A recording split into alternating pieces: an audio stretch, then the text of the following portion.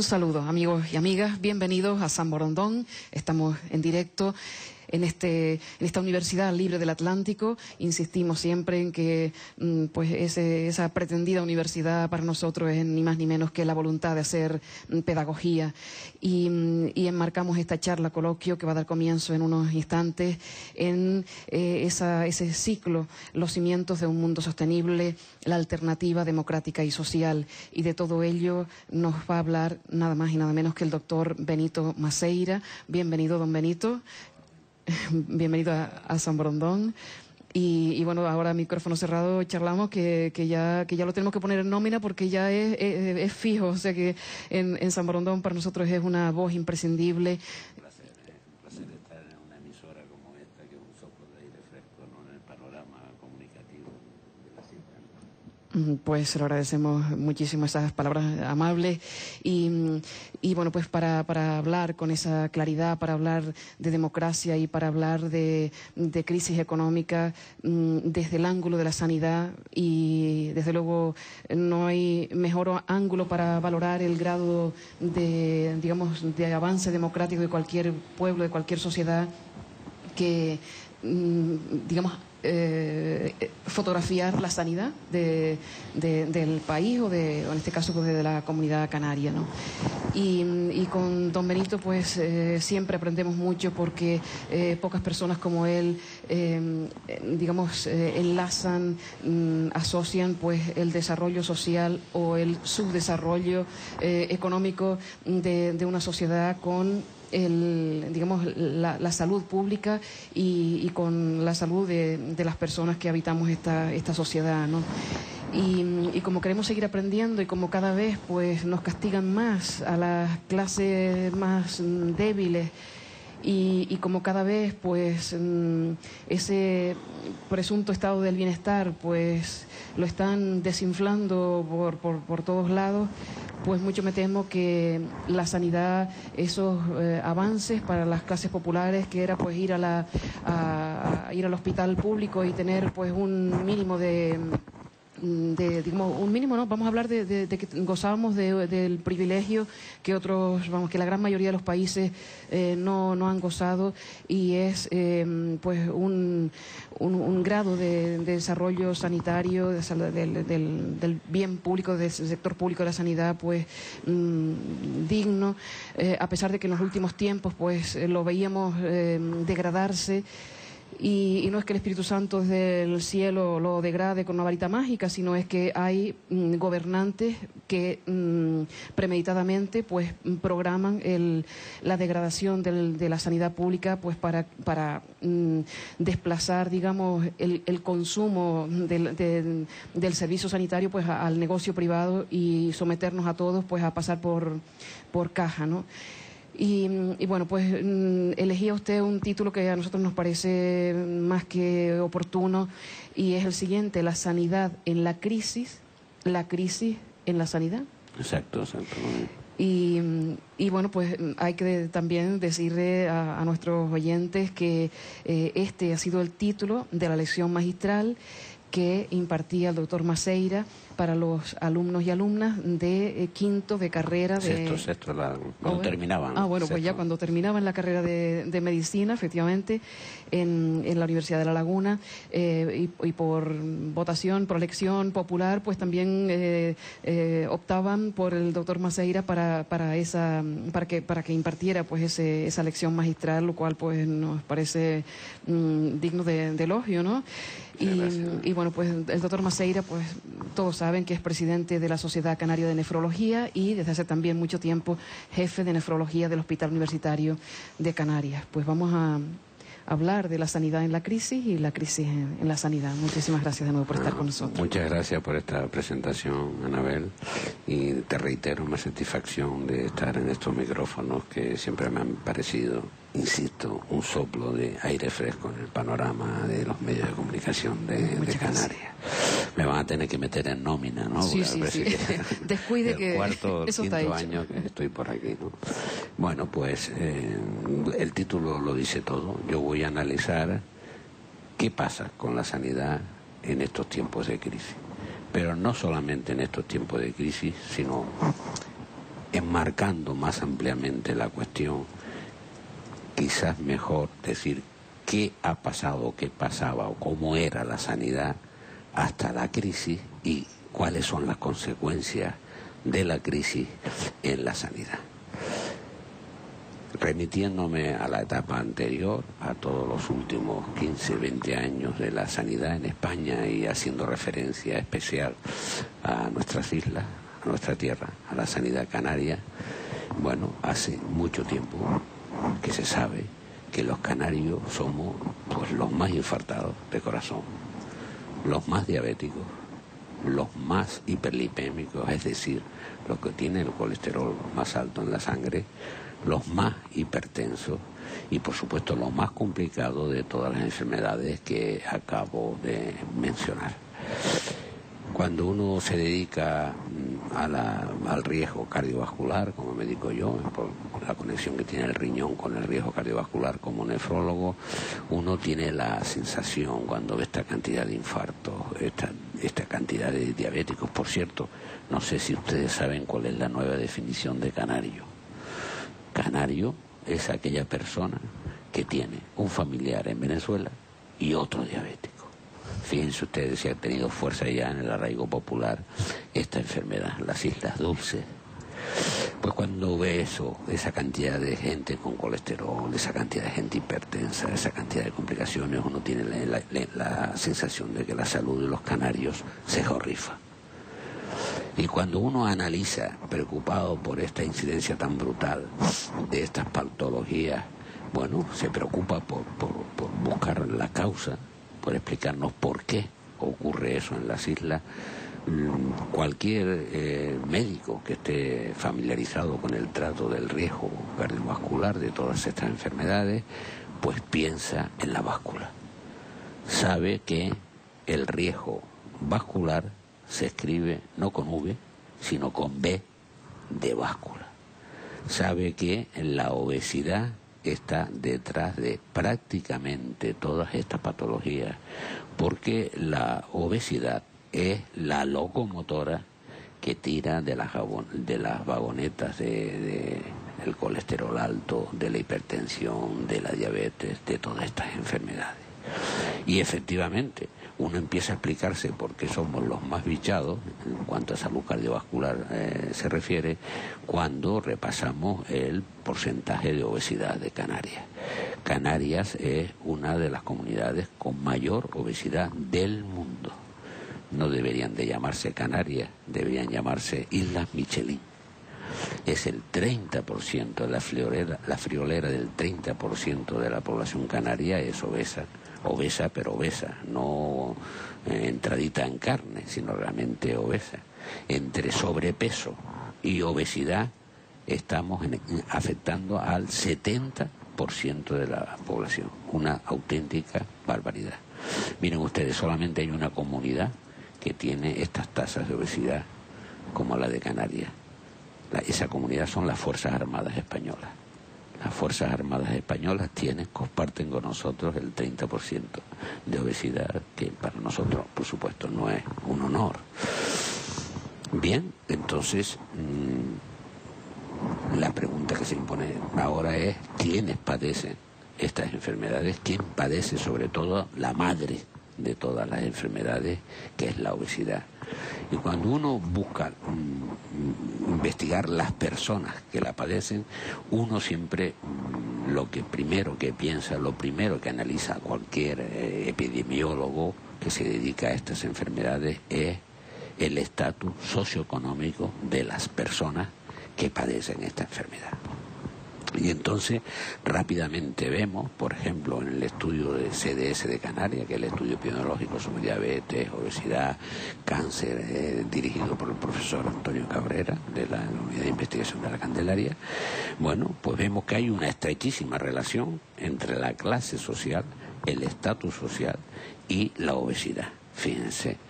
Ellos dividen la muestra, la población, que son las 7 Islas Canarias, es un estudio muy amplio, en 5 clases sociales, 5 las más altas, digamos, y 1 la más baja. No solamente en cuanto a ingresos económicos, sino en cuanto a otros factores que implican condición social, como es situación laboral, número de metros cuadrados de la vivienda, número de hijos, etcétera, etcétera. 5 la clase más alta y 1 la clase más baja. Pues fíjense, la obesidad en la clase más alta es del 15%. En contraste con la obesidad en la clase más baja, que es 40%. O sea, la friolera de casi 3 veces más. Hay una relación clarísima, no solamente con la obesidad, sino también con otras enfermedades. Lo mismo ocurre con la diabetes. Las clases bajas, las clases sociales bajas padecen muchísima más diabética que las clases altas, con el colesterol, etcétera, etcétera. De tal manera que hace ya tiempo que se ha invertido un poquito la imagen que teníamos, no un poquito, no mucho, la imagen que teníamos de la obesidad. Antes el señor obeso era el señor rico, con el chaleco, con la leontina de oro y con el puro en la boca. En contraste, eso se ha invertido y ahora son las clases menesterosas, la población, digamos, más pobre, la que padece más el látigo de la obesidad. Bueno, y entonces, como estamos en Canarias y hemos visto la relación que hay entre obesidad y clase social, la pregunta que se nos impone es, bueno, en Canarias somos los más pobres de España, ya que somos los más gordos de España y los que padecemos todas aquellas enfermedades en mayor cuantía, ¿somos los más pobres de España? Bueno, pues la respuesta es no somos los más pobres. Nuestro Producto Interior Bruto per cápita está pues entre el 5 o 6 por la cola. Hay 4 o 5 comunidades mínimo, ahora quizás haya modificado algo el panorama con la crisis, pero que tienen un Producto Interior Bruto per cápita más bajo que Canarias, es decir, no bajamos ni a segunda, digamos. Entonces, la siguiente pregunta es, bien, no somos más pobres, pero tenemos más pobreza. Porque la cuestión no es solamente, ustedes saben que el Producto Interior Bruto es la riqueza global que le entra, el dinero global que le entra a un país. Pero una cosa es el dinero global y otra cosa es, digamos, la felicidad o el dinero por cada persona. Entonces, efectivamente, cuando analizamos las tasas de pobreza en Canarias, nos encontramos que durante mucho tiempo, quizás ahora Extremadura nos pueda ganar, pero hemos sido la población con mayor bolsa de pobreza del país, seguido después de Andalucía, de Castilla-La Mancha, Extremadura, etcétera, etcétera, etcétera. Luego, si no somos los más pobres, pero tenemos la tasa mayor de pobreza, la conclusión es clara. En Canarias existe una gran desigualdad social, una gran disparidad en el reparto de la renta. Hay mucha gente pobre, menesterosa, y hay muy poca gente realmente muy rica. Y esto no solamente es, digamos, una impresión, digamos, observacional, sino que ya hay varios estudios donde, midiendo científicamente los diferentes índices de desigualdad que tienen los economistas de economía aplicada que se dedican a este campo, bueno, efectivamente se corrobora que Canarias tiene las tasas de desigualdad social mayor de España. Y un hecho grave, no solamente tiene las tasas mayores de España, sino que además estas tasas van aumentando con el tiempo. La desigualdad en Canarias es realmente progresiva. Es verdad que ocurren también en prácticamente todo el país, incluso en Europa.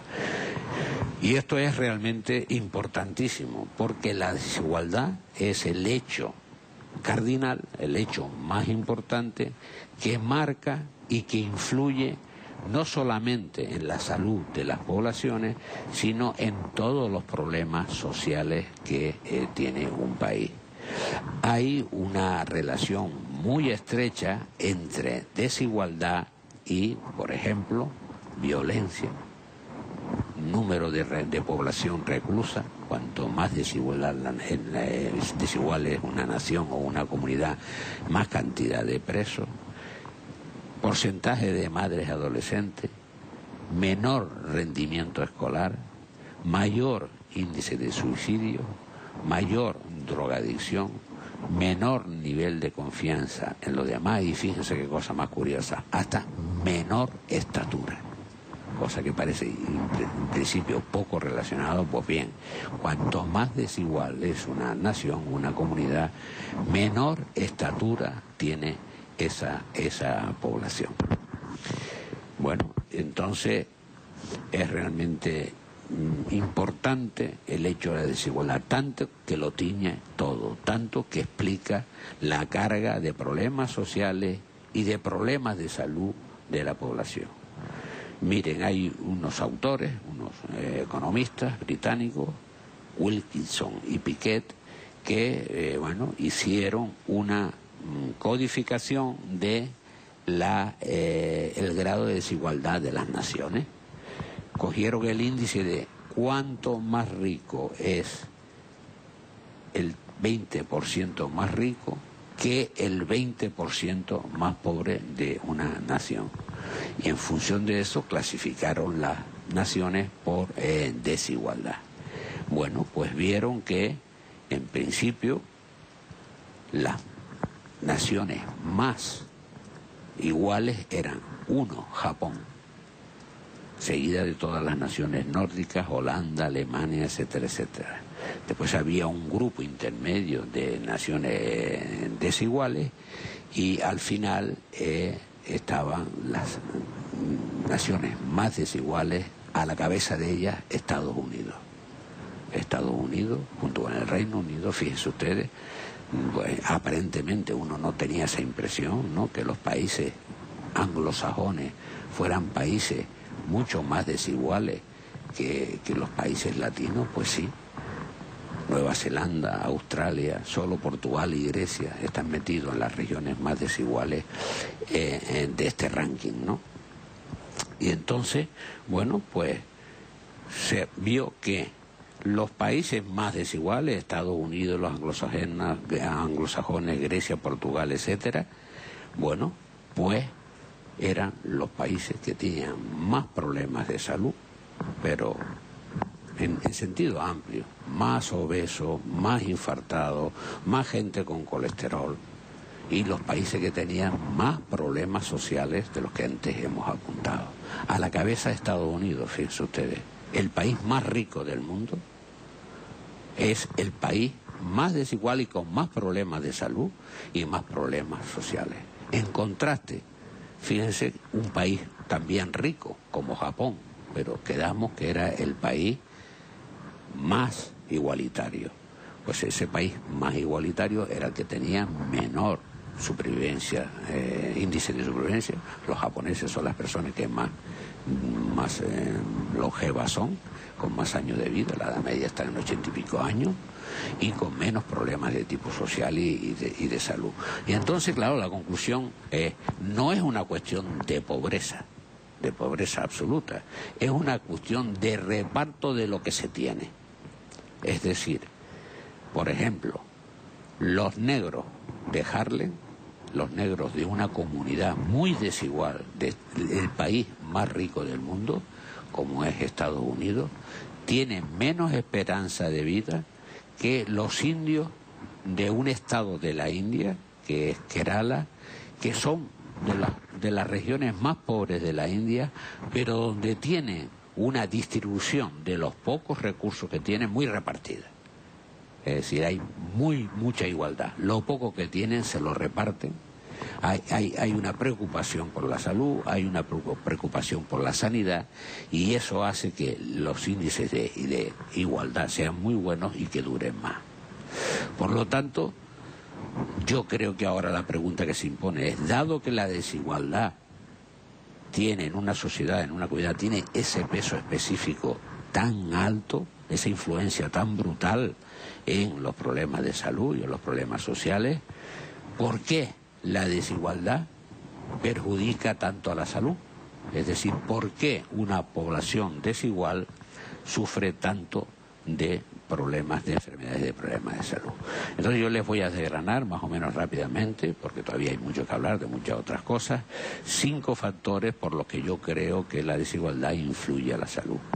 La primera, el factor muy importante, un factor yo creo que es decisivo, es el difícil acceso que tiene la comida sana en la población menesterosa, en una población desigual.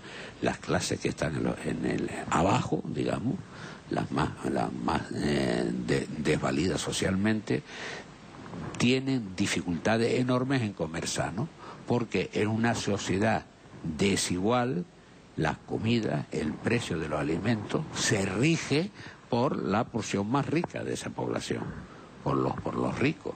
Entonces los pobres sufren los precios que les impone el estrato superior de la sanidad, de la sociedad.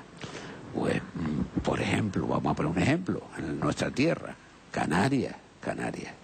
Bueno, pues nosotros hicimos hace unos años un estudio de cuánto se gastaba al mes una familia canaria compuesta por 2 padres, por 2 chicos, en la inteligencia de que tomaran 2 piezas de fruta al día, que bueno, yo creo que no es mucho, ¿verdad? Y 4 días en semana, verduras, verde, potaje, etcétera, etcétera.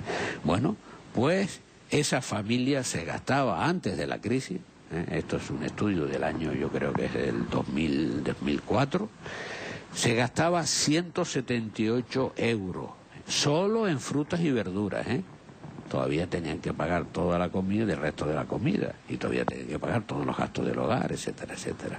Oiga, pero es que 178 euros es el 38% de un sueldo bajo, que lo tienen muchísimas canarios. Entonces es imposible que una familia canaria se coma sano, no tiene acceso a la comida sana, y esto es un factor realmente muy importante. La segunda cuestión es nuestra falta de educación nutricional. La gente no diferencia lo que es entullarse de lo que es nutrirse. Y esto influye pues en la elección de las comidas, de los precios de temporada, en coger y saber elegir según la temporada comida sana para ajustarse al presupuesto. El tercer factor muy importante es el consumismo y la distorsión de la escala de valores que lleva esta locura consumista a la que nos está sometiendo el sistema que nos gobierna. Sistema globalizador, ya hablaremos de él. Bueno, pues consiste en producir más y más para ganar más y más, y para ganar más y más se tiene que consumir más y más.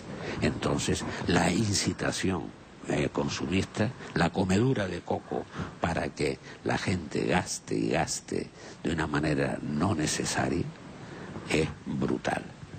No recuerdo el autor, pero a mí esta frase siempre me quedó muy grabada, que decía que el sistema en el que vivimos nos empuja a gastarnos un dinero que no tenemos en productos y en cosas que muchas veces no nos hacen falta, para causar impresiones que son totalmente pasajeras en personas que en realidad no nos importan. Yo creo que resume muy bien lo que es, digamos, la incitación, el ambiente consumista en el que nos movemos.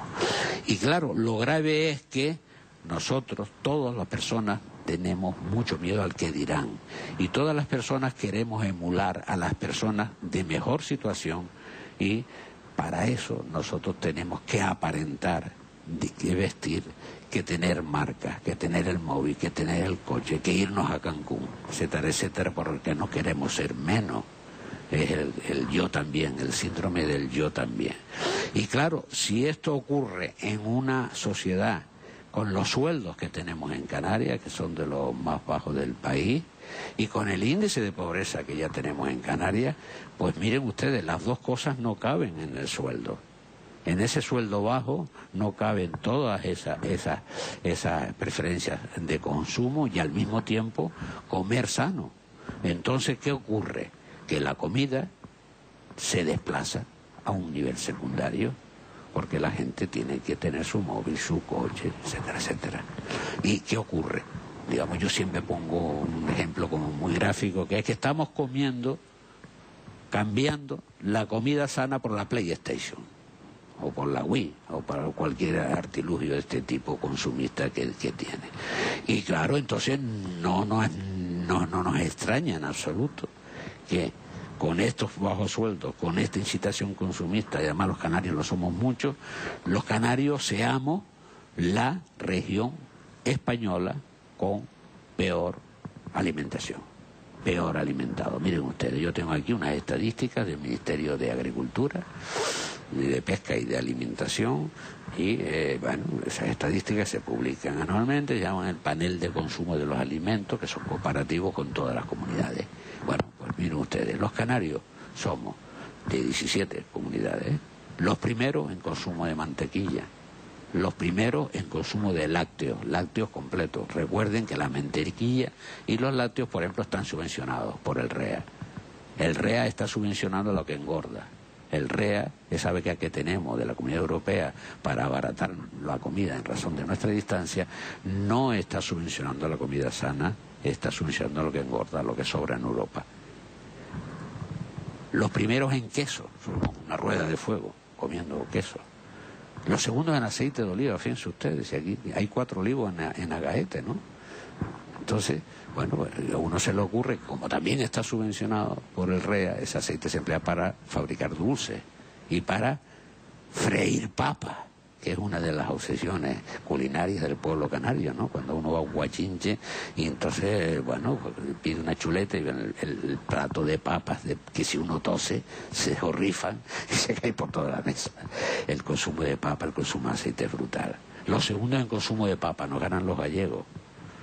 Todo, imagínese usted las calorías que tiene, todo lo que engorda. Y en cambio, de la comida sana de las 17 comunidades, somos los últimos en consumo de pescado, a pesar de ser una isla, los penúltimos en consumo de carne, a pesar de que la carne congelada no está cara, el puesto 16 los penúltimos en fruta y el puesto número 3 en verdura. Es decir, si yo tuviera que engordar y volver diabética, por ejemplo, a una rata de mi laboratorio, yo le daría la dieta que consumen los canarios.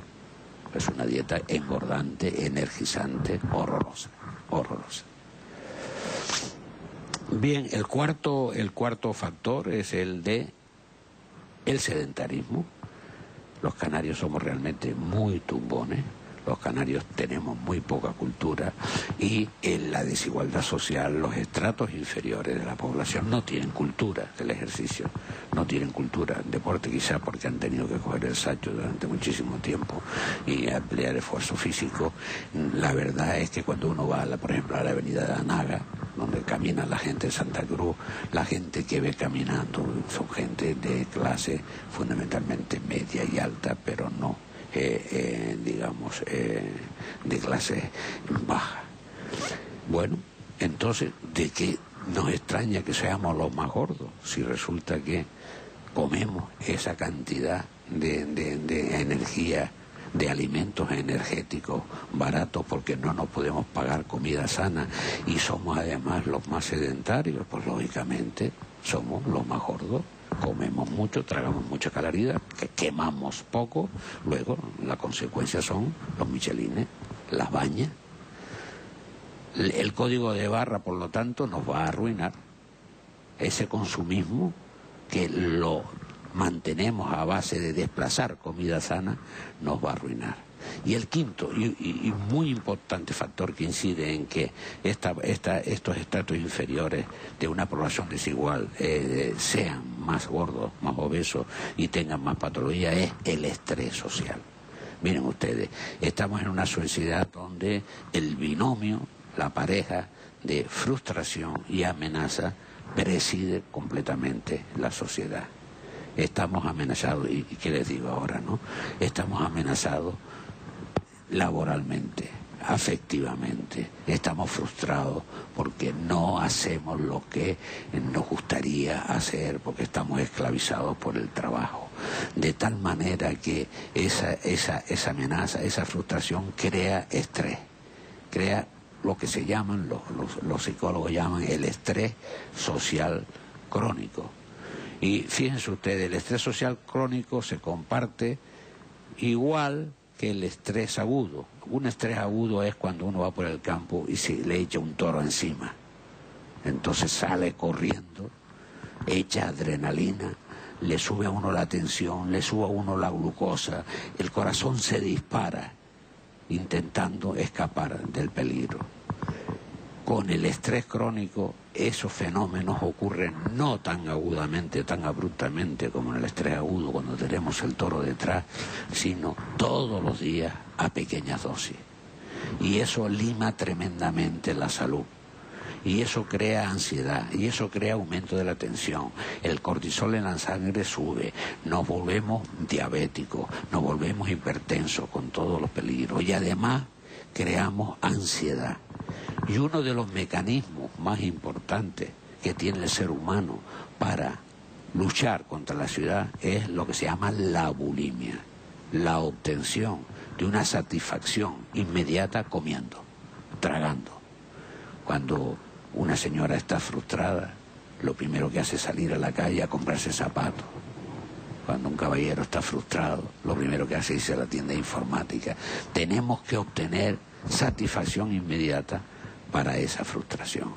Pues eso que ocurre todos los días a pequeñas dosis de esa dosis de estrés, a mi modo de ver es de los elementos más perjudiciales que puede tener la población menesterosa, y evidentemente la población más necesitada es la población que está más amenazada y más frustrada. Bueno, entonces todos estos factores van en aumento. Esto en vez de ir a mejor va a peor, y esto revierta en que cada vez hay más enfermedades de este tipo, cada vez la población está más obesa, cada vez la población está más gorda, más diabética, más hipertensa, y entonces van llegando las complicaciones, lógicamente, y van presionando la sanidad, y van llenándose los hospitales, y va hipotecándose la sanidad. La sanidad estamos hablando antes de la crisis, hasta ahora, estaba realmente hipotecada. Es decir, bueno, cada año se producía un déficit, estamos hablando de la sanidad nacional esta vez, de 1.000 millones de euros. El gasto farmacéutico, el gasto de aparataje, el gasto, por ejemplo, de técnicas diagnósticas, ustedes saben, resonancias magnéticas, escáneres, etcétera, etcétera, cada vez es mayor, cada vez ahoga más la sanidad. En los 4 últimos años, por ejemplo, tengo yo delante aquí una estadística, ha subido el 55%. Es decir, bueno, se estaba llegando a una situación insostenible de gasto, derivado del aumento de todas estas enfermedades, y fundamentalmente derivado de una cosa, de la falta de prevención. No se prevé, no se hace prevención de esas enfermedades. Lo lógico sería no atender a los enfermos al final de la barranquera, como estamos haciendo ahora, lo que yo llamo una medicina de desembocadura, donde nos limitamos a poner puntales, porque ya la gente llega destrozada. Lo ideal sería poner una presa arriba, donde se va a producir la inundación, para contenerla. Lo ideal sería prevenir, lo ideal sería no tratar las consecuencias y las complicaciones de la obesidad, sino evitar que la gente engordara, evitar que la gente fuera diabética. Entonces nos ahorraríamos muchísimo dinero. Claro, dinero que nos ahorraríamos al cabo de 5, 6, 8, 10 años. No nos olvidemos que una legislatura tarda 4 años. Y nadie le mete mano a la prevención. El gobierno canario se gasta menos de un 1% en prevención, menos del 1%. Se gasta más en gastos financieros que en prevención. Y claro, uno, bueno, pues reflexiona, una parte de ver enfermo, pues tiene su cabeza y piensa y dice, vamos a ver, ¿esto cómo es? Si yo tuviera una empresa, la sanidad es una empresa, ¿no? Si yo tuviera una empresa que si estuviera arruinando, yo supiera por qué se arruina esa empresa, yo detectara el agujero por donde se me está escapando el dinero, cuál es mi movimiento instintivo, tapar el agujero, evitar. Tapar el agujero significaba prevenir, hacer prevención, para no meterme en estos gastos tan tremendos que nos están arruinando. y produciendo un gran componente de sufrimiento humano. Bueno, entonces, ¿por qué no se hace? Porque han pasado los años y los años sabiendo por dónde se va el dinero en sanidad y no tapando el agujero, es decir, no poniendo en marcha política de prevención. Pues mire, la respuesta es triste, pero es muy sencilla. Porque no interesa. No interesa prevenir. Interesa que estemos enfermos. Interesa que nos compliquemos. Duro decirlo, pero yo he llegado a la conclusión que es así.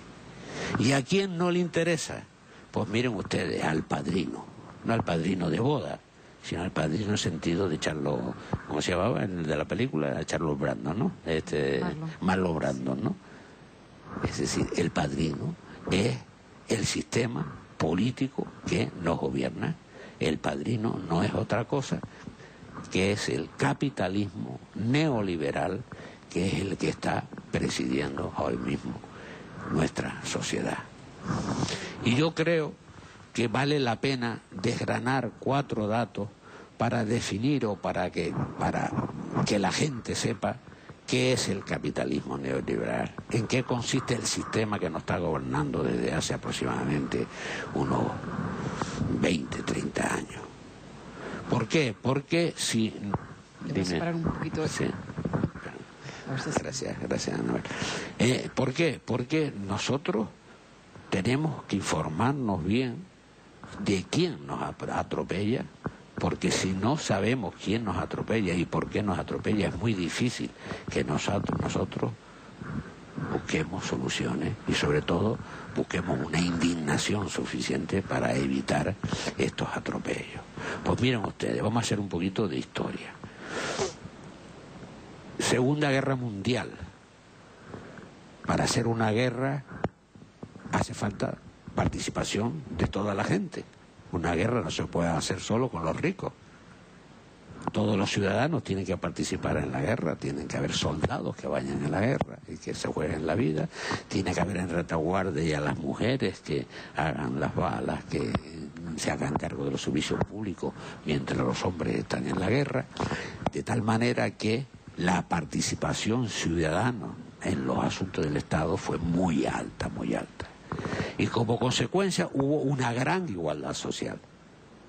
Subieron los sueldos y la gente era útil y la gente participaba y la gente tenía moralmente derecho a exigir una serie de consecuciones sociales, de tal manera que en la guerra y en los años posteriores a la guerra, en base al mérito que hizo la población por ganar la guerra, pues se fueron consiguiendo una serie de logros sociales realmente importantes, subieron los sueldos, hubo una igualdad social, empezaron a surgir movimientos sociales con toda su autoridad, por lo que acabamos de decir. La lucha sindical y los sindicatos se reforzaron, aparecieron los movimientos ecologistas, los movimientos feministas, los movimientos por los derechos civiles y la protección social. La protección social, la seguridad social, las vacaciones, etcétera, etcétera, bueno, se asentaron. Pero, claro, cuando pasaron 15 o 20 años, el estatus, el grupo más rico, el estamento financiero, los que tenían el poder económico, vieron amenazado ese poder porque la ciudadanía iba avanzando en esos derechos. Y dijeron, bueno, hasta aquí podemos llegar, hasta aquí podemos llegar. Esta gente está como muy subida en la piedrita, hay que pararle los pies. Y lo hicieron de 2 maneras. Una manera fue bajando los sueldos, empezaron a bajar los sueldos, y otra manera fue pasando de invertir en la economía productiva, la economía que se usa para hacer cosas, para fabricar empresas, a la economía financiera, donde lo que importa es el dinero, donde se especula, donde no se juega ya con productos útiles para la sociedad, sino donde el dinero es el máximo objetivo, la rentabilidad es el máximo objetivo. Y entonces, a partir de ahí, no solamente empezaron a bajar los sueldos, no solamente se derivó, digamos, hacia la economía especulativa, bajando las rentas del trabajo a favor de las rentas del capital. Las rentas del trabajo es el peso que tienen los salarios en el dinero de un país.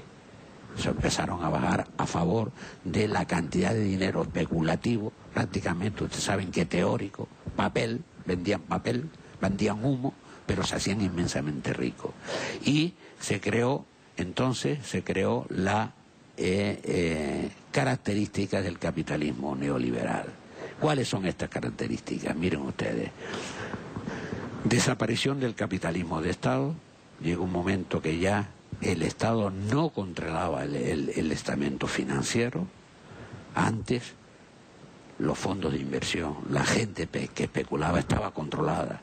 No se podía especular y no se podía poner en circulación cantidades grandes de dinero porque peligraba, digamos, la economía pública y peligraba la sociedad. Bueno, pues los neoliberales consiguieron que se fueran aboliendo todas esas leyes de control y que se entrara en lo que ellos llamaban el libre comercio. El libre comercio lo controla todo. Por otra parte, se fomentó un individualismo feroz. Lo que primaba era lo individual en frente a lo colectivo. Con el señuelo de la libertad, hay que darle libertad a la gente, que haga lo que quiera, se fue relegando lo colectivo, se fue relegando lo público. Empezó a molestar lo público, empezaron políticas de privatización, empresas públicas rentables, las que no eran rentables, no las privatizaban. Empresas públicas rentables que eran de los ciudadanos fueron pasando al capital privado. Hubo un dominio, en fin, absoluto de la rentabilidad. Lo que importaba era que fuera rentable, que fuera negocio cualquier actividad digamos, del Estado. El dinero no era un medio para conseguir armar empresas y que las empresas produjeran productos útiles. El dinero era en realidad un fin en sí mismo. Se hacía todo tendente a ganar el dinero por ganar dinero. Y esto llevó no solamente a grandes modificaciones sociales, sino a un cambio de mentalidad, un cambio de actitud, donde la ética fue debilitándose de una manera grande y donde lo colectivo fue perdiendo cada vez más presencia. Bien, entonces uno con esta mentalidad y este esquema, yo torpemente, porque no soy economista, he intentado dibujarlas a ustedes, bueno, pues uno comprende que al padrino, al sistema, no le interese la prevención. ¿Cómo le va a interesar la prevención si ese sistema nos ha inducido a un estilo de vida que nos ha engordado, que nos ha arruinado la salud y que al mismo tiempo está sacando ganancias fabulosas de esas enfermedades a base de las grandes multinacionales medicamentosas, de los medicamentos, las grandes compañías tecnológicas que, bueno, se estaban inflando con la cantidad de patología que era cada vez más frecuente en la gente? Entonces, ¿cómo le vas a pedir al sistema que se haga la harakiri? Con la prevención, imposible. O le das en el codo o ellos de por sí no lo sueltan. Comprende uno perfectamente por qué en todos estos años atrás no se ha invertido en prevención. Miren usted, yo le pongo un ejemplo. La obesidad, ya recuerdan, la madre de todas estas patologías, cada vez más presente. La obesidad es el quinto negocio que mueve más dinero en el mundo. Imagínense todo el dinero que va alrededor de la obesidad, desde las curas milagrosas, a las tallas de ropa, a la cirugía estética. Es tremendo la cantidad de dinero. ¿Cómo le va a interesar al padrino, al sistema, que obtiene unos grandes beneficios con que la gente esté gorda? Va a interesar prevenir la obesidad, que la gente, evitar que la gente engorde. Se le acaba el negocio. Yo creo que es realmente como muy claro, ¿no? Bien, entonces en este contexto nos llega la crisis. Y la crisis, ¿por qué se produjo la crisis? Pues vamos a resumirla de una manera telegráfica.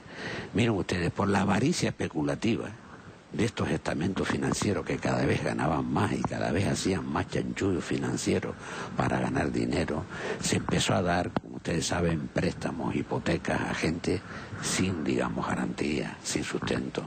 No se olviden que los bancos viven de prestar dinero.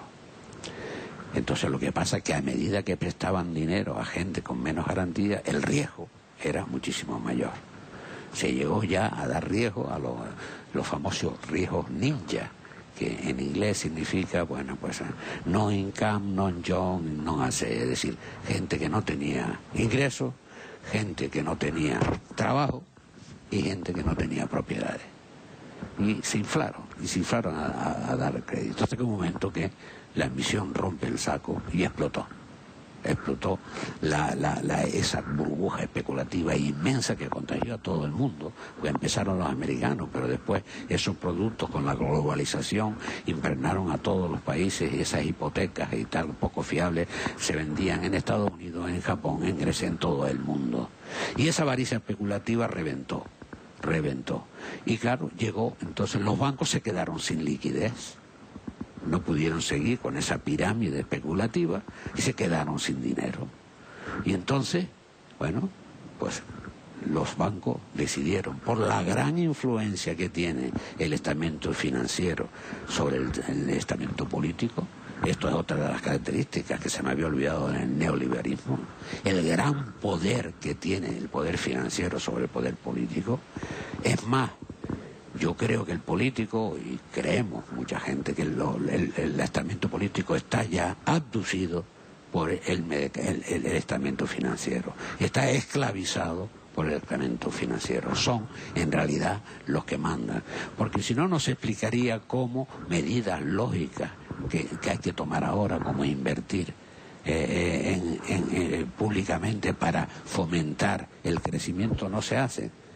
Si no se hacen es porque los políticos no se atreven, porque los políticos no se atreven a desafiar el poder financiero, porque están en manos de ellos.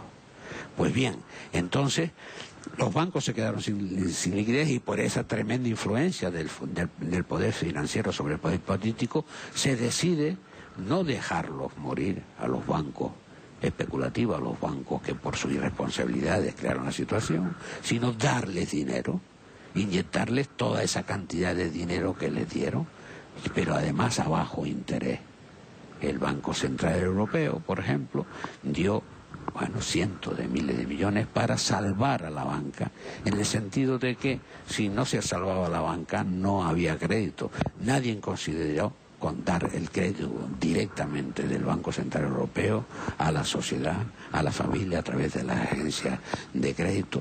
Eso no lo consideró nadie, sino dijeron no.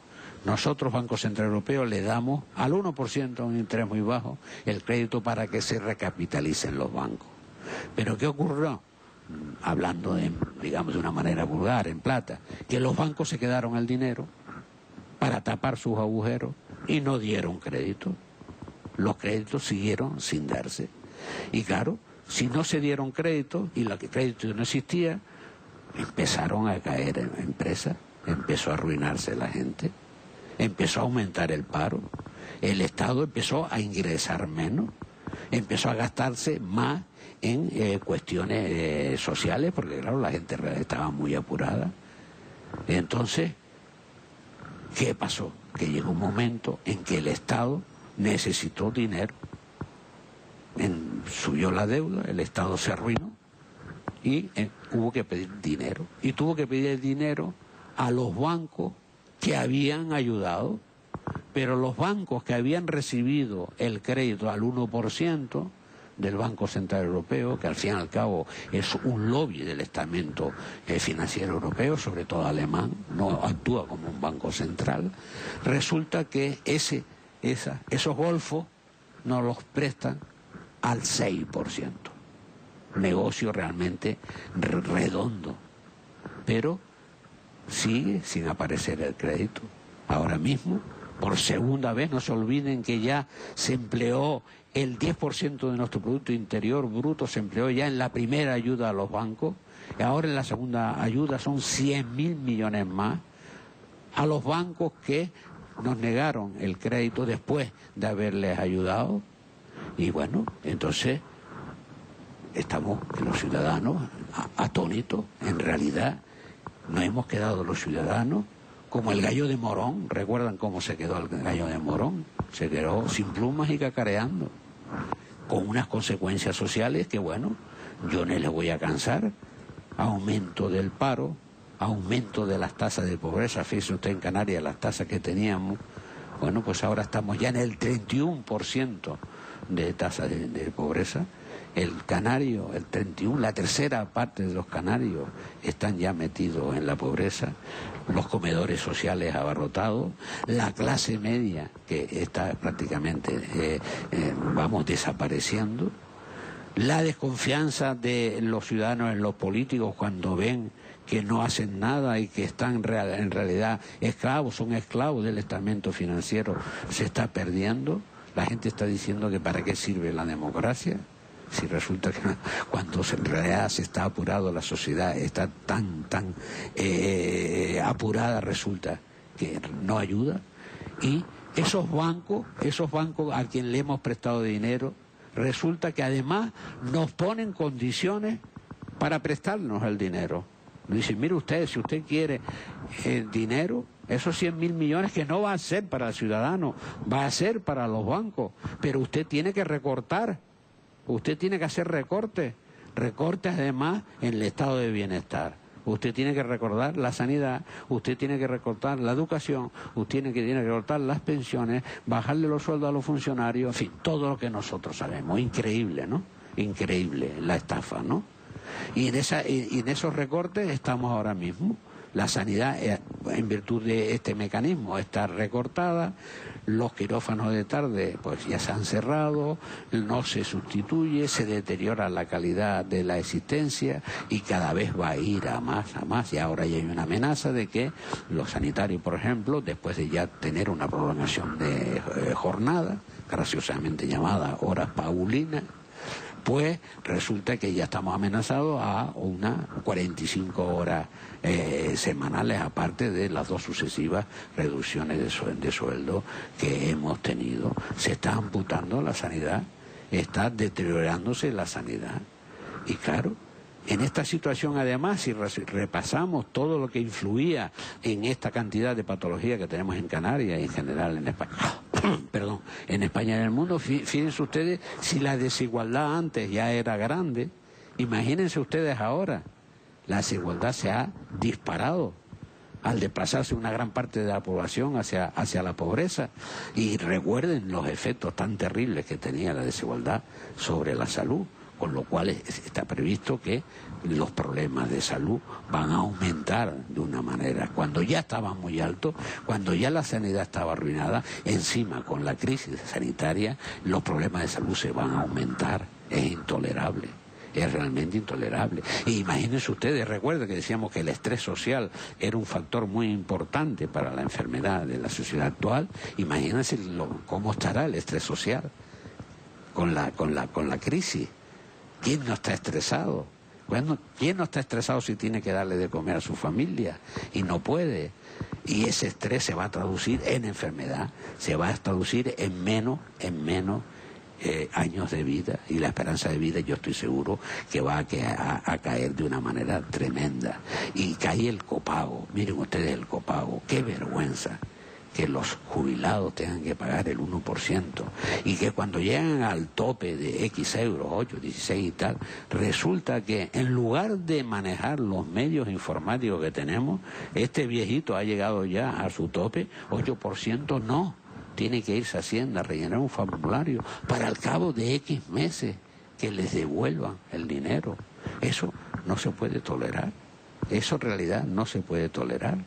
Y nos dicen, no, es que no hay otro remedio que tomar esas medidas. Mentira, hay remedio. No hay dinero para implementar y seguir teniendo las prestaciones sociales sanitarias que teníamos antes. Mentira, hay dinero. Miren ustedes, España no es un país pobre. España está en lo que llaman el 94% del índice de convergencia, es decir, prácticamente estamos en la media europea, en la media de los 15, en la media de los países ricos. Y España, lo que ocurre es que ya de por sí tiene un gasto social muy bajo. España está prácticamente en la media europea, el 94%, pero de gasto social, entiendo por gasto social, salud, educación, prestaciones sociales, dependencia, etcétera, etcétera, solamente está en el 74%. Hay un agujero ahí del 74 al 94% que si se empleara dinero público para cubrir ese agujero, es decir, en empleados de la sanidad, en cuidado a los dependientes, en enfermeras, en médicos, etcétera, etcétera, eso ya solucionaría realmente un panorama económico bastante importante. Pero no quieren, dicen que no hay dinero, pero miren ustedes, ¿cómo que no hay dinero? Saquen ustedes lo que quieren es no recaudar dinero. Dinero hay, pero el dinero está en unos sitios donde ustedes no los tocan, donde a ustedes no les interesa meterle mano.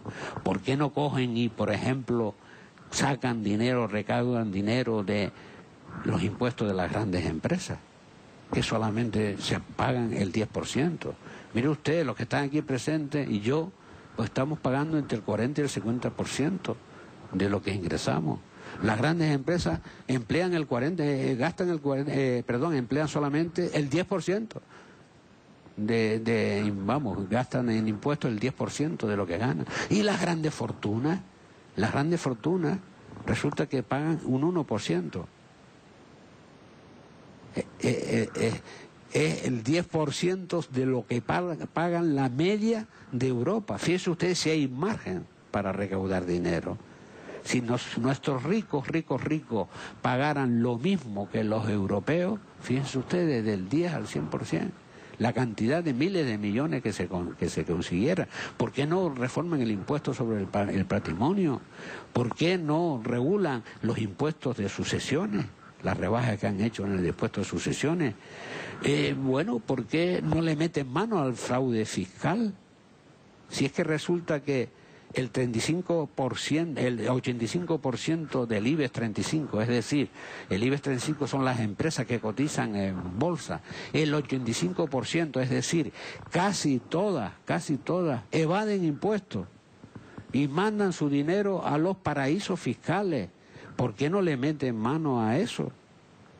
¿Por qué no meten mano al fraude fiscal en lugar de dar amnistía fiscal?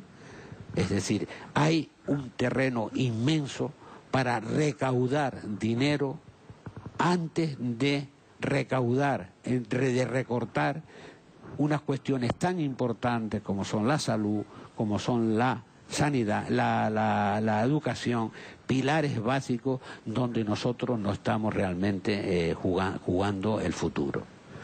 De tal manera que, la sanidad pública se está deteriorando. ¿Y cuál es el peligro de este deterioro? Miren ustedes, a mi modo de ver, el peligro de este deterioro es que de alguna manera le estamos haciendo la cama a la sanidad privada. Este es el problema, la invasión de lo privado. ¿Hasta qué punto hay una actitud no confesa de ir deteriorando poco a poco la sanidad privada para irle haciendo la cama a la pública? Cuando, miren ustedes, la sanidad privada tiene una serie de tópicos que no son verdad. Nos dicen que la sanidad privada es más barata. Mentira. Hay informes de todo tipo donde dicen que al final, donde se mete la sanidad pública, el ciudadano se gasta mucho más dinero. Hay un informe de la OMS del año 2006 alertando claramente que es mucho más cara la sanidad privada que la sanidad pública. Un ministro de Blair, por ejemplo, calculó que la sanidad privada suponía un 11% más caro que la sanidad pública. La sanidad pública nos dicen, nos dicen es más eficiente. Mentira. Yo no tengo nada contra la sanidad pública, es decir, contra la sanidad privada. El que quiera sanidad privada, el que quiera capricho, que lo pague. El que quiera tener una habitación de mármol con dejar entrar a los familiares y un portero con chistera en el hospital, que lo pague, pero no a costa de la sanidad pública. La sanidad pública tiene que ser intocable y ha demostrado que es mucho más eficiente la sanidad privada que la sanidad pública. La prueba es que todas las medicinas de última generación, todas las técnicas, digamos, complejas, como pueden ser los trasplantes, no se hacen en la sanidad pública, sencillamente porque no son rentables. No es cuestión de eficiencia. La sanidad pública es mucho más eficiente. Cuando se mete por medio de la sanidad pública, al final la población termina discriminada. Miren ustedes el país prototipo del dominio de la sanidad pública, Estados Unidos. Fíjense ustedes la sanidad que tiene Estados Unidos. Hay un 40% de la población sin cobertura social. Y ya vimos que los índices de salud son tremendos de malos. Cuando Estados Unidos, fíjense ustedes, gasta el 50% de todo el gasto de sanidad del mundo. A pesar de que gasta una cantidad brutal de dinero, tiene todos esos problemas gravísimos de salud. Entonces, bueno, ese es el ejemplo al que queremos ir. Y además me dicen, no, es que no es una cuestión de pasar a la privada, es una cuestión de que la privada gestione la sanidad pública. Miren ustedes, ese es el paso intermedio. Ese es el paso intermedio, nos están calentando el agua. Entonces cuando una empresa privada, que además a mí se me ponen los pelos de punta porque son empresas privadas de inversión de alto riesgo, digo, Dios mío, y la gestión de la sanidad en una sociedad financiera de alto riesgo, sufriendo las vicisitudes del mercado. ¿Y qué pasa si les va mal? ¿Qué pasa si pegan el reventón? ¿Qué pasa con la sanidad pública? Es decir, bueno, y cuando quieran optimizar los resultados que dicen ellos, es decir, cuando quieran ganar más, ¿a costa de qué va a ser? ¿No será a costa de la calidad? ¿No será a costa de reducción de recursos, de reducción del personal? Bueno, es evidente que la sanidad privada ni mucho menos es mejor que la sanidad pública. Pero miren ustedes, es que la cosa es tremenda, porque ya vimos que este sistema que nos gobierna neoliberal está produciendo esa cantidad de enfermedades por el estilo de vida que nos ha impuesto y que se está inflando con el hecho de que estemos enfermos. Es que ahora encima, no solamente ya contento con todo lo que ganan por la tecnología, las empresas multinacionales de farmacia, etcétera, etcétera, también quieren inflarse controlando la sanidad pública, es decir, cerrando el círculo. Es el colmo de la desfachatez, a mi modo de ver. Bueno, entonces está claro que no nos pueden tocar la sanidad privada. El problema es que tenemos que movilizarnos. El problema es que no nos van a arreglar el asunto mirando la televisión. Tenemos que movilizarnos con contundencia. Hay que salir a la calle para defender nuestros derechos. No estamos engañando a nosotros mismos creyendo que las cosas como siempre se van a arreglar, que el gobierno nos arreglará las cosas. No. Lo que no hagamos nosotros y lo que no defendamos nosotros no lo va a arreglar nadie. Miren ustedes, si nosotros ahora no luchamos y no defendemos porque no nos recorten más cuestiones sociales, apoyos sociales, resulta que al final nos vamos a ver luchando por un plato de comida. Es que eso es así. Y es que como sigamos así, que vienen a por nosotros y cada vez nos quitan más cosas, vamos a volver a la época de nuestros abuelos y bisabuelos, donde la gente guardaba el fisco, guardaba la casita por si acaso venía la enfermedad. Por cierto, para quitarle un poco de gravedad al asunto, tengo aquí, digamos, dos chistes que a mí me parece como muy expresivos de lo que está ocurriendo, ¿no?, con la tendencia a la privatización de la sanidad. En uno se ve en un departamento de rayos, saben, ¿no?, una enfermera detrás de un cristal y el enfermo en la habitación con la pantalla aquí en el pecho y le dice la enfermera, inspire y vuelva a meter otra moneda. Y otro que se ve que está un enfermo hecho un asquito, el pobre, y le pregunta el enfermo al doctor, doctor, ¿cuál es su diagnóstico? Y dice el médico, no rentable. En fin, que tenemos que defender lo nuestro, tenemos que movilizarnos, tenemos que defender con uñas y dientes la sanidad privada. No nos pueden quitar algo que nos ha costado tanto tiempo construir y algo que está tan prestigiado. Miren ustedes, la sanidad pública española es una de las sanidades más admiradas del mundo, porque hemos conseguido la equidad, hemos conseguido la igualdad de oportunidad de todos los enfermos, de toda la población, de todas las personas, ante la enfermedad. Y ahora resulta que vamos a volver, vamos a dar un paso, aquel paso maravilloso, aquella consecución maravillosa de que el ciudadano tenía derecho, por ser ciudadano ya de por sí, a la salud, fuera lo que fuera, a dormir tranquilo ante un avatar de la salud, una enfermedad. Resulta que ya estamos volviendo otra vez a lo de la seguridad social. Oiga usted, si está asegurado, si usted cotiza, a usted se le atiende. Si no cotiza, a usted no se le atiende. Se va al hospital de pobre. Eso es lo que estamos consiguiendo. Habíamos conseguido la universalidad de la sanidad y ahora resulta que vamos a volver a la época del principio de Franco, a tener seguro y tener cobertura si cotiza y si no, nada. ¿Qué pasa con los pobres inmigrantes? Le han quitado la sanidad. ¿Qué pasa con la gente de más de 26 años ahora? Ahora se están preguntando hasta qué punto deben cubrir la sanidad a un chaval que tenga 26 años, que no tiene trabajo. Imagínense ustedes cómo va a tener trabajo ahora. Y como no cotiza, resulta que le podían quitar la sanidad.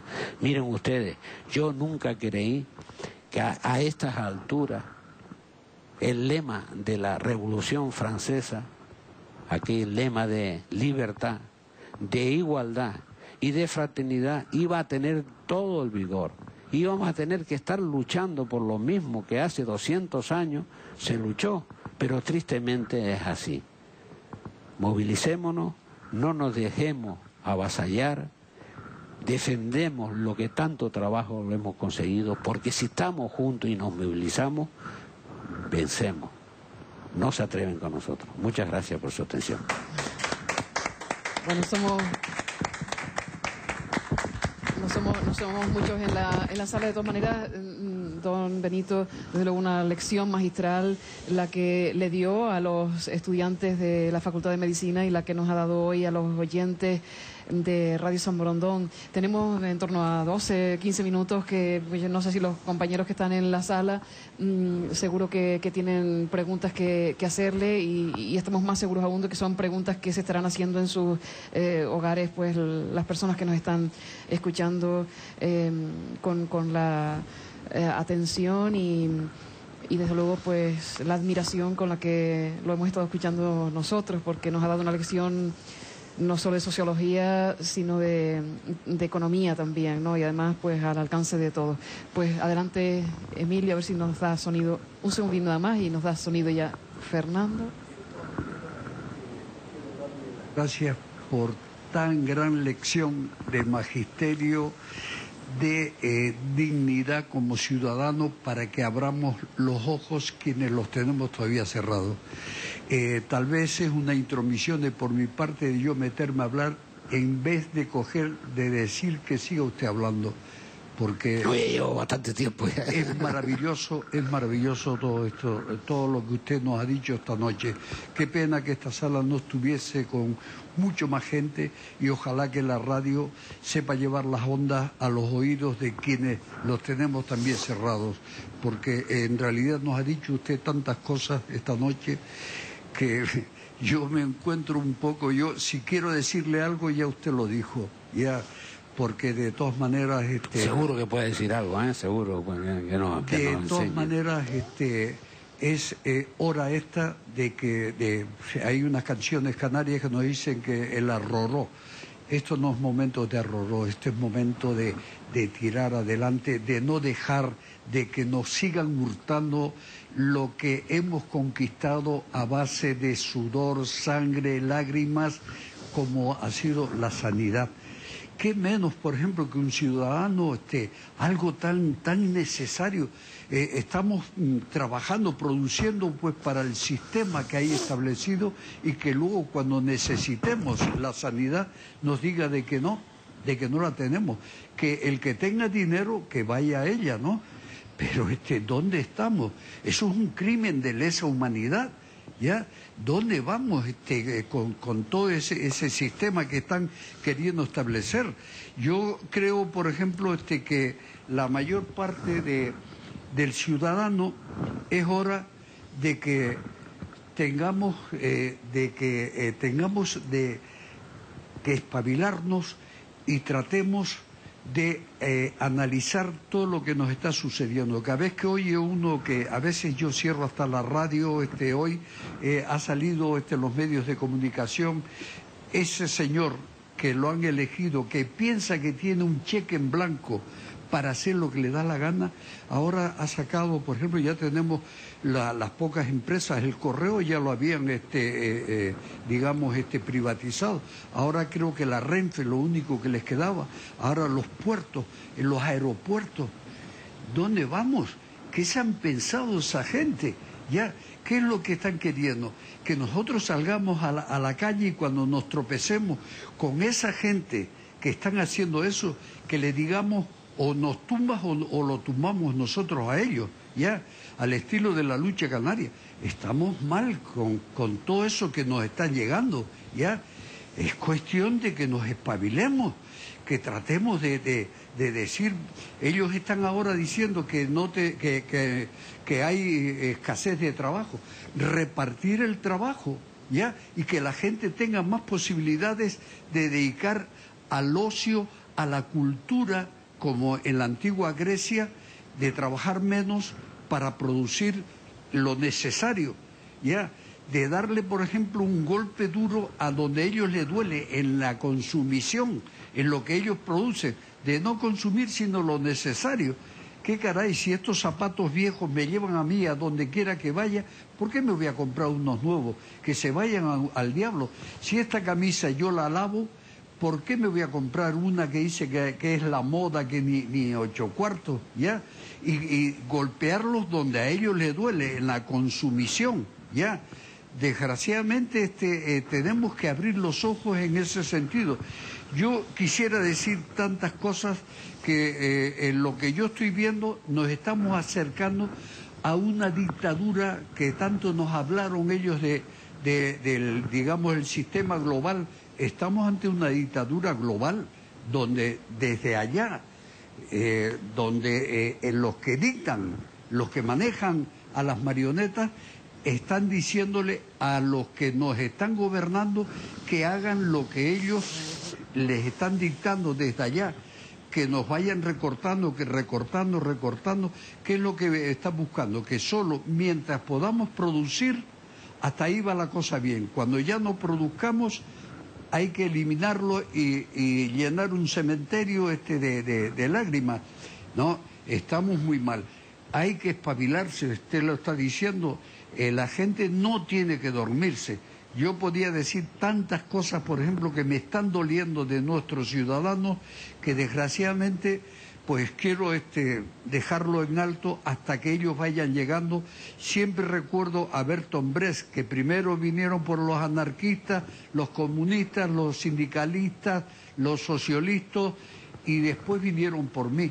Más tarde o temprano vendrán por mí, el que hoy tiene un pequeño trabajo y dice que hasta él no van a llegar. Van a llegar. Gracias. Muchas gracias por tantas palabras hermosas que usted ha dicho esta noche. Ojalá haya muchas puertas de universidades y de tantos sitios donde usted pueda manifestar esta lección magistral que usted ha dado esta noche. Muchas gracias. Gracias muchas. Bueno, pues muchas gracias, Emilio. Vamos a encadenar las preguntas y le vamos pidiendo brevedad para que le dé tiempo a él de responder al final. Bueno, buenas noches a los que están aquí, los que están oyendo, el señor que está hablando, muy bien. Yo llegué un poco tarde, bueno, pero como que sea, oí algo, no, que sea la última vez, ¿eh? Don Benito Maceira. Yo lo que quiero decir es que anoche estuve yo viendo, yo la tele la verdad que no la suelo ver mucho, me interesa más los documentales que estar viendo noticias malas, porque los documentales por lo menos me veo otra visión, porque no estoy harto ya de ver eso.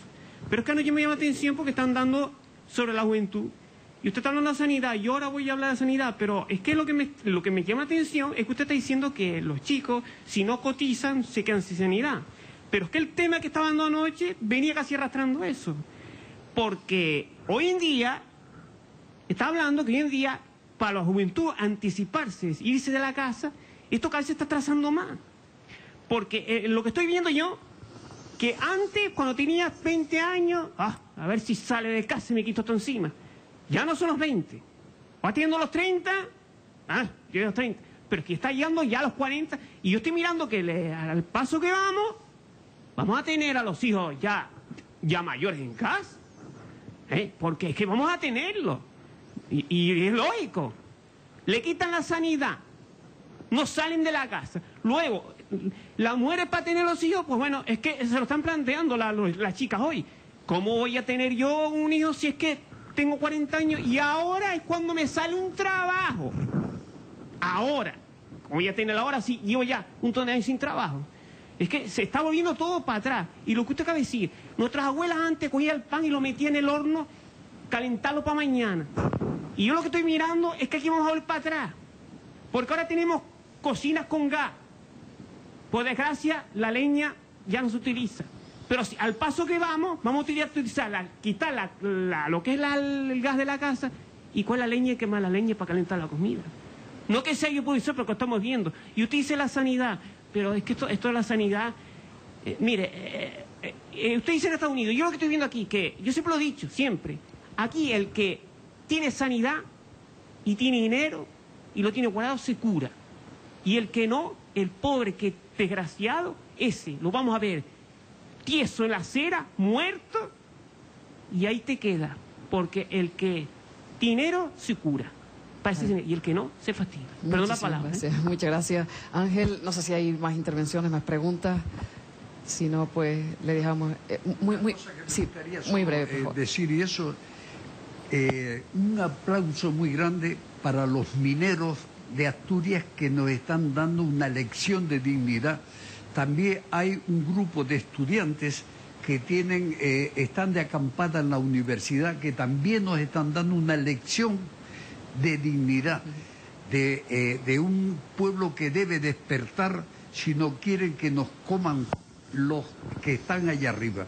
Ellos tienen buenos sueldos, ellos viven bien. La sanidad que estamos hablando esta noche, precisamente uno de los problemas gordos que tiene es cuando llega un partido gobernante al poder, coge y comienza a meter a los asesores arriba en la sanidad con unos sueldos fabulosos que en realidad ni son médicos muchos de ellos, ni son asesores, ni son nada, sino el favor político que les están dando.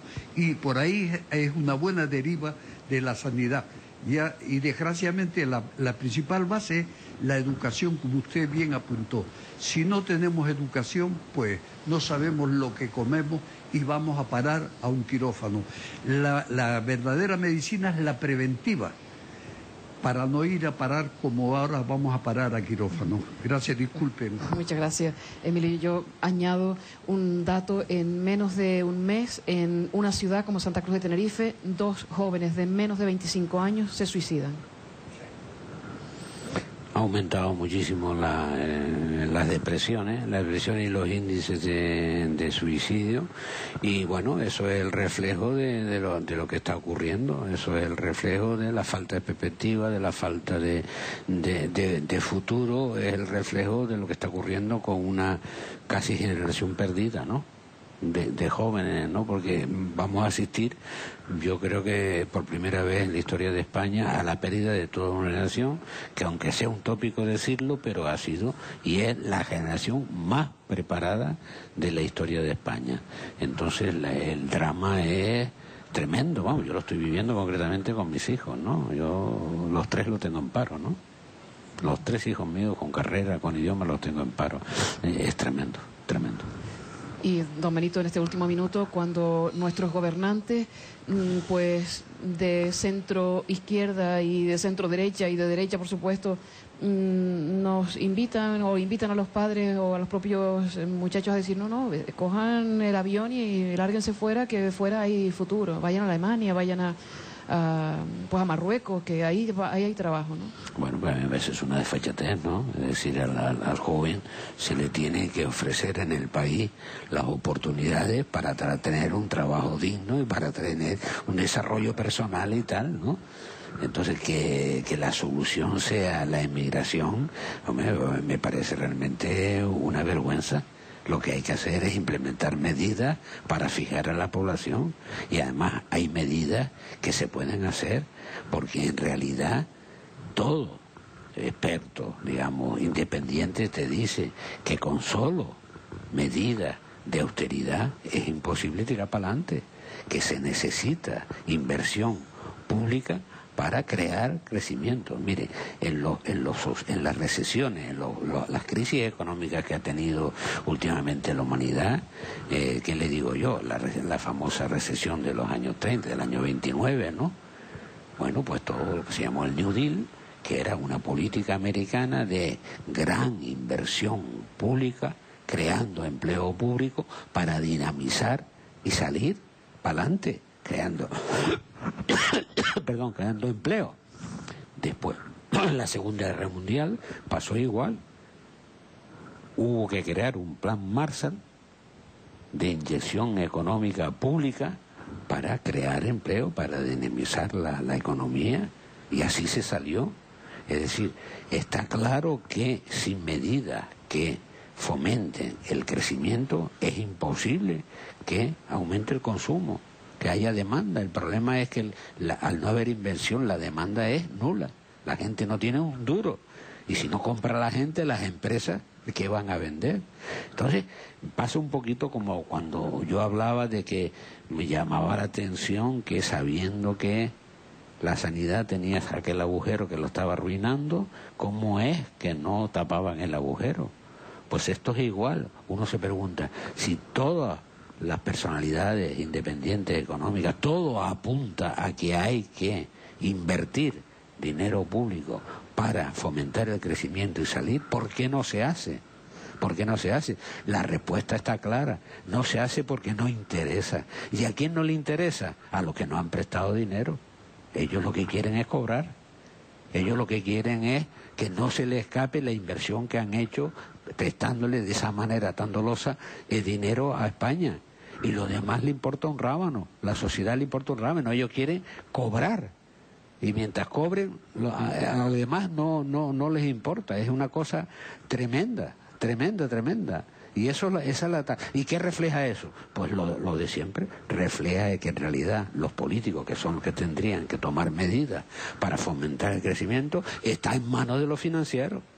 Están en manos de los financieros. Los financieros son los que mandan, entre otras cosas porque no quieren irritar a los financieros, entre otras cosas porque los partidos políticos también han pedido su préstamo y también están enganchados con los préstamos, entonces no quieren irritarlo. Es decir, estamos no en manos de los políticos. La democracia ahora mismo, pues bueno, pues es tan imperfecta que yo no sé si es democracia. Estamos en manos de los poderosos.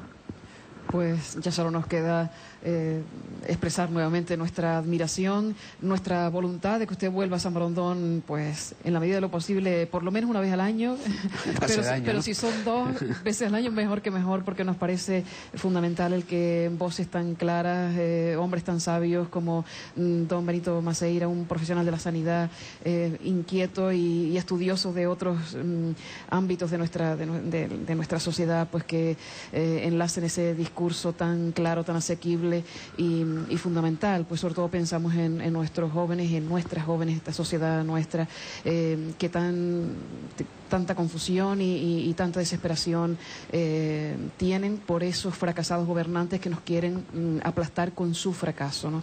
Así que con ese grito de guerra civilizado, por supuesto, que usted nos decía, hay que salir a la calle. Esta mañana se lo escuchábamos también a Vicente Navarro, otra persona que sabemos admirada por usted. Muy admirado por mí. Pues también se atrevía a lanzar ese discurso, la calle es nuestra y qué hacemos que no salimos, ¿no? Y con el ejemplo de los mineros que también nos daba Emilio Acosta de forma tan oportuna, pues nos quedamos. Muchísimas gracias a todos por la presencia, por la compañía y sobre todo pues a don Benito Maceira. Muchas gracias, Abel. Gracias a todos.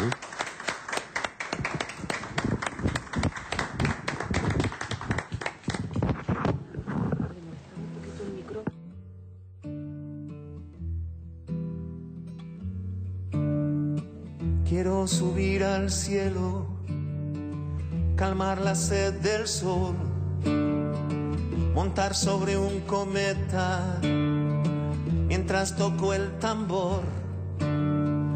Quiero subir a la estrella para calmar la sed del sol, montar al lomo de un cometa y usar la luna de tambor. Poner poner Sudán donde Noruega, Noruega donde Ecuador, España en Cuba y viceversa, y Venezuela en Japón. Poner Sudán donde Noruega, Noruega donde Ecuador, España en Cuba y viceversa, y Venezuela en Japón.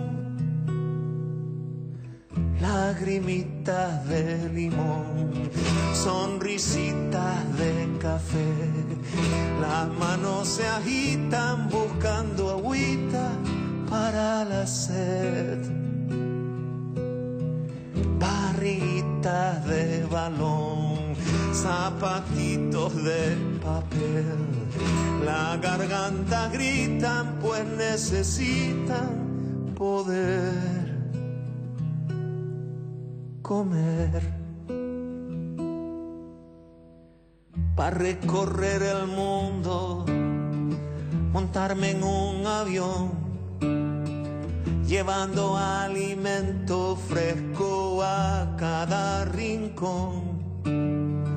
Para recorrer todo el planeta, 2 compañías de aviación, llevando carne y leche fresca hasta el último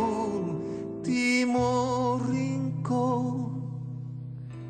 Y si esto que usted escucha le extraña la atención, perdóneme que sea un loco soñador, mas si lo siente usted como lo siento yo, eche una mano, amigo, para un mundo mejor. Lagrimitas de limón, sonrisitas de café, las manos se agitan buscando agüita para la sed. Barriguitas de balón, zapatitos de papel, la garganta gritan pues necesitan poder comer.